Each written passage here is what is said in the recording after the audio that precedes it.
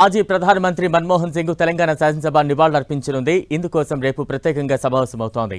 శాసనసభ 4 విడతలో రెండో సమావేశంగా దీన్ని నిర్వహిస్తున్నట్లు ఎమ్మెల్యేలందరూ హాజరు కావాలని కోరారు. మాజీ ప్రధాని మన్మోహన్ మృతి చెందిన నేపథ్యంలో రాష్ట్రంలో 7 రోజులు సంతాప దినాలను పాటించాలని ప్రభుత్వం ఇప్పటికే ఉత్తర్వులు జారీ చేసింది. ఈ సంతాప దినాల్లోనే శాసనసభ సమావేశం ఏర్పాటు చేసి శ్రద్ధాంజలి ఘటించాలని ప్రభుత్వం నిర్ణయించింది. శాసనసభ శీతాకాల సమావేశాలు ఇదే నెలలో 9 నుంచి 21వ తేదీ వరకు జరిగిన విషయం తెలిసిందే. సోమవారం జరిగే సమావేశంలో మన్మోహన్ సింగ్ మృతిపై ముఖ్యమంత్రి రేవంత్ రెడ్డి సంతాప తీర్మానం ప్రవేశపెట్టనున్నారు.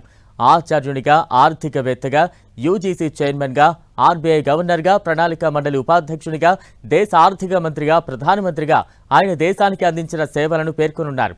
తెలంగాణ అభివృద్ధి, ప్రత్యేక రాష్ట్ర ఏర్పాటుకు ప్రధానిగా మన్మోహన్ అందించిన సహకారంపైన చర్చించి ఆయన మృతికి సంతాపం తెలియజేయనున్నారు.